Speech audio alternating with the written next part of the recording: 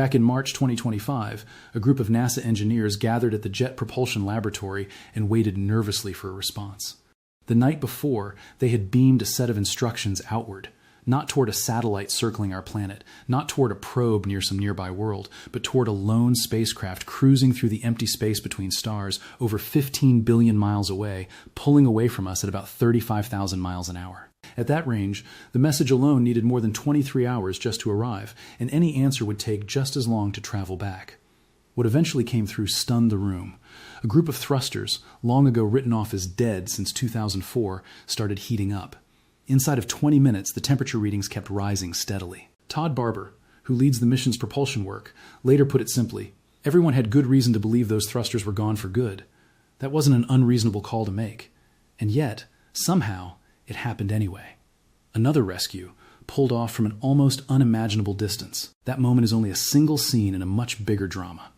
Everything this aging probe has been through across roughly the past year and a half. The full picture includes thrusters brought back from the grave, a sudden and puzzling loss of power, weeks with no contact at all, a series of forced shutdowns of scientific instruments, an extraordinarily delicate maneuver nicknamed the Big Bang, and a distance record due to be broken this November that nothing built by human hands has ever touched. Once you see the whole arc of it, it becomes obvious why the engineers running this mission speak about Voyager 1 with something well beyond ordinary professional pride, more like the admiration reserved for something that just won't quit. Launched September 5th, 1977, Voyager 1 was originally meant to fly past Jupiter and Saturn over a 5-year window. It nailed that assignment and then simply refused to stop. Decade after decade, it kept flying outward, and in 2012 it crossed the heliopause, the outer edge where the sun's influence gives way to true interstellar space, becoming the very first human creation to leave our solar neighborhood behind. It never slowed. Today it sits more than 15 billion miles from home, with radio messages taking upward of 23 hours to travel one way at the speed of light. Every event described here has happened to a machine wired together with technology from the 1970s, sitting completely alone in the dark, farther from any possible help than anything else humans have ever built, separated from mission control by a delay so long that every emergency unfolds in painfully slow motion. To grasp why the last year and a half has felt so extraordinary to the team, it's worth starting with the very first crisis, a failing set of thrusters and a deadline nobody had any power to push back. Voyager 1's ability to keep its antenna aimed correctly at Earth depends on small thrusters that manage its roll, or rotation. Let that pointing slip even a little, and the signal grows weaker. Let it slip too far, and contact could be lost for good. One set of thrusters had handled this job for most of the mission's lifetime. But in 2004, that primary set stopped functioning, apparently due to a fault somewhere in its internal heating circuitry. Ever since, a secondary backup set had carried the full responsibility of keeping the spacecraft correctly oriented for over 20 years straight. Then, early in 2025, engineers spotted a fresh problem, a slow buildup of residue inside the fuel lines feeding those backup thrusters, exactly the kind of clog that eventually stops a thruster from firing altogether. Their best guess was that failure could arrive as soon as fall 2025. And if that happened, with the primary set presumed permanently dead, Voyager 1 would have absolutely no way left to correct its orientation. The antenna would drift, the connection would fade, and the mission would essentially be over. Facing the real possibility of total loss of attitude control, JPL engineers spent months combing through old records, wiring schematics, telemetry archives, and documentation stretching all the way back to the spacecraft's earliest days. Their goal was to nail down exactly why the primary roll thrusters had gone silent back in 2004. One team member floated a different explanation than simple hardware failure.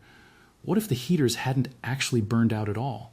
What if, instead, a glitch in the power routing system had accidentally flipped an internal switch the wrong way, cutting electricity to the heaters without ever physically damaging them? If true, it might be possible to send a very specific sequence of commands designed to flip that switch back into place, restore power, and effectively wake the thrusters after more than 20 years of silence. This plan carried genuine risk.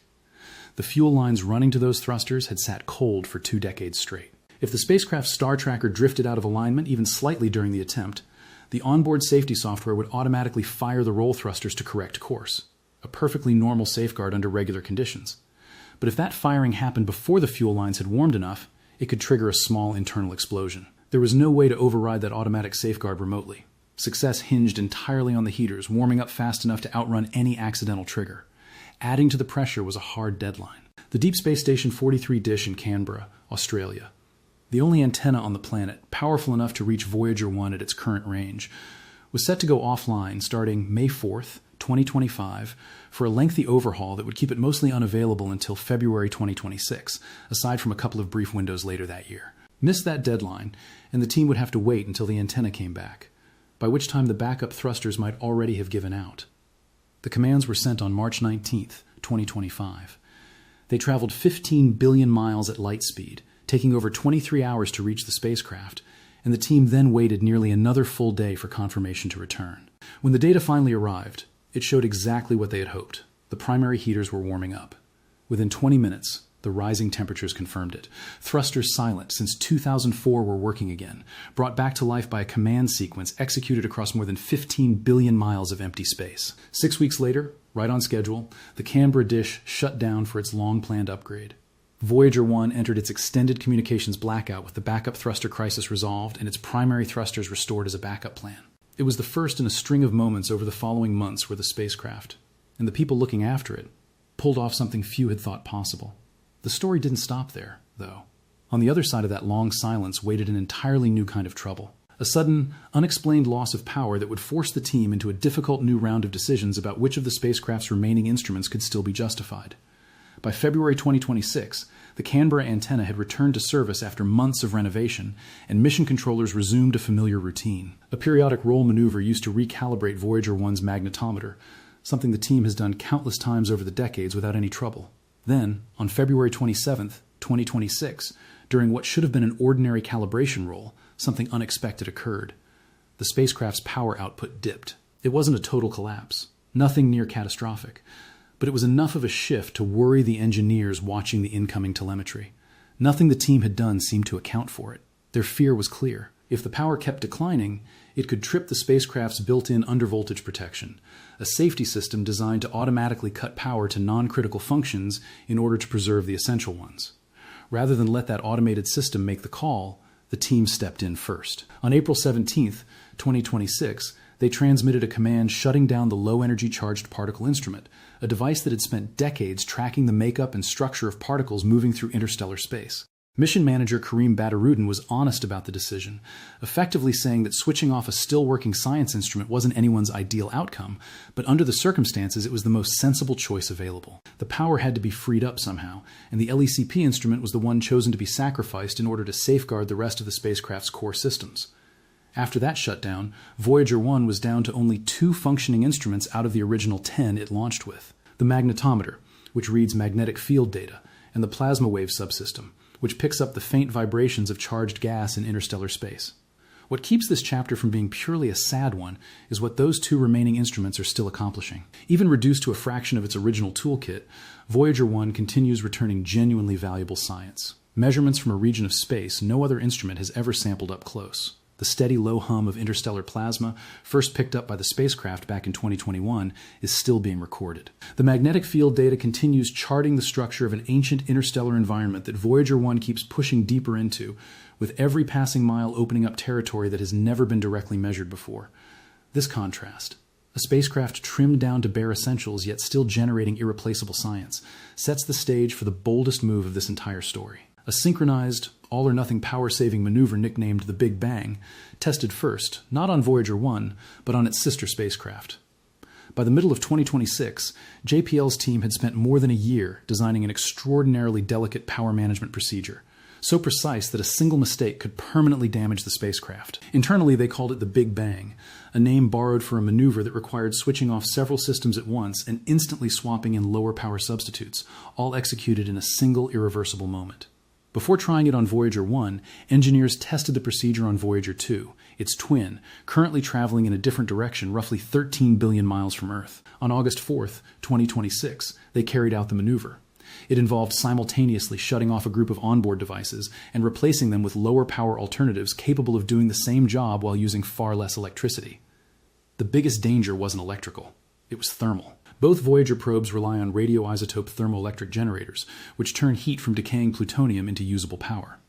That heat doesn't just run the instruments, it also keeps delicate components from freezing solid. Out in interstellar space, if any critical part drops below its minimum safe temperature, it fails permanently, with zero chance of repair. That's exactly why the Big Bang had to happen instantly rather than in stages. A gradual switchover would have created dangerous gaps where key components could cool past the point of no return before their replacements fully kicked in. Everything had to switch over in one single moment. NASA confirmed on August 4th that the maneuver on Voyager 2 had worked. Without it, that spacecraft would have been forced to power down yet another instrument before the year's end, leaving it with just 2 operational. Instead, all 3 of its remaining instruments are expected to keep running for at least another year. Buoyed by that success, the mission team announced plans to attempt the same procedure on Voyager 1 in the months ahead. If successful, there's even a chance the team could switch the low-energy charged particle instrument. Shut down back in April. Back on, bringing Voyager 1's working instrument count from 2 back up to 3. Consider what's genuinely on the line here. No other mission currently flying, funded, or even in the planning stages could replace what these 2 spacecraft are doing. They remain the only direct, in-place sensors humanity has ever placed within interstellar space. Every instrument that goes dark represents a type of measurement that simply ends. A scientific window that closes, likely for decades or longer. That's precisely why JPL is willing to gamble on such a risky, irreversible maneuver aboard a spacecraft pushing 50 years old, running on power roughly equal to a household light bulb, because losing that irreplaceable data permanently is the far worse alternative. While engineers juggle this delicate balancing act between power and survival, Voyager 1 is also closing in on another historic first, a distance milestone arriving this coming November. On November 18th, 2026, at around 2:16 in the morning Pacific time, Voyager 1 will become the first human-made object ever to reach a distance of exactly 1 light day from Earth. A light day is simply how far light. Nothing travels faster. Covers in a full 24 hours, which comes out to roughly 16 billion miles. Think through what that actually means. Once Voyager 1 crosses that threshold, any signal it sends will take a full day to reach Earth. Any response sent back will take another full day to arrive at the spacecraft. If something malfunctions and mission control needs to react, a full 2-day round trip has to pass before their fix even reaches the machine. All the while it keeps racing further away at roughly 35,000 miles per hour, harder to reach with every passing hour. This isn't some minor technical footnote. It shapes literally every operational decision the team makes. Every choice has to account for a 2-day communication gap on a spacecraft constantly slipping farther out of reach. And despite operating under conditions that seem almost impossible, the team keeps pulling off one improbable success after another, reviving thrusters presumed dead for over 2 decades, making careful, painful choices about which instruments to sacrifice, and executing a synchronized power maneuver on decades-old hardware with zero room for error. None of this fits the common image of Voyager 1 as a machine quietly running out the clock. If anything, it's the opposite. A mission that keeps finding new reasons to keep going.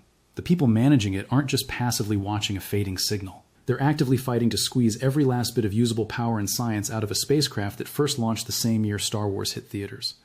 Eventually, inevitably, the power will fall below what's needed to run any instrument at all, and the signal will go quiet. But Voyager 1 itself won't stop moving. It will keep traveling through interstellar space and beyond, carrying its golden record. The sounds and images meant to represent humanity to whatever might one day encounter it, indefinitely outward into the galaxy. In roughly 40,000 years, it's projected to pass near a star called Gliese 445. By then, human civilization as we know it will be almost unrecognizable, our languages and creations transformed or gone entirely. Voyager 1, though, will still be out there. Still moving, the farthest thing humanity has ever launched, still carrying its message into the dark.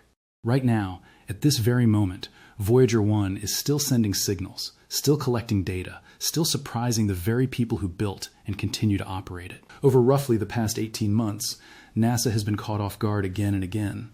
First by thrusters, no one expected to work again, then by an unexplained power drop in February, and now by the fact that meaningful science is still coming home from a spacecraft nearly half a century into a mission originally planned for just 5 years. Most popular retellings of the Voyager 1 story focus on its poetic side. Humanity's farthest messenger, drifting alone through the void. That part is real and worth celebrating. But there's another, less discussed side to it that deserves just as much attention. What the actual data means for science. The interstellar medium, the vast stretch of space between star systems, remains one of the least understood environments in all of astrophysics. From Earth, scientists can only study it indirectly, inferring its properties from how distant starlight is bent, absorbed, or scattered on its way to us. There's an enormous gap between that kind of remote inference and true, direct, in-place measurement, actually being inside that environment, recording it as it happens. Voyager 1 is the only object humanity has ever placed directly within interstellar space, and its readings haven't just supported existing theories. In several cases, they've directly challenged them. When Voyager 1 crossed the heliopause in 2012, researchers were caught off guard to find the magnetic field's actual orientation didn't line up with what remote observation models had predicted. Plasma density readings differed from expectations too, and the transition zone between our solar system and true interstellar space turned out to be far messier and more layered than the clean boundary earlier models had assumed. A strange magnetic anomaly first noticed in 2020. Persistently elevated readings that some scientists suspect mean the spacecraft has entered a pocket of unusually old interstellar plasma. Still doesn't have a full explanation. Every measurement still arriving from Voyager 1's 2 surviving instruments serves as real-world confirmation, or contradiction, for models built almost entirely on years of indirect observation. The magnetometer keeps mapping the local magnetic environment in a level of detail no remote telescope could ever match. The plasma wave subsystem keeps picking up the faint hum of ionized gas, offering the only real-time plasma density readings anywhere along Voyager's current path. None of it is routine. Every single data point is, quite literally, one of a kind, unrepeatable for the foreseeable future.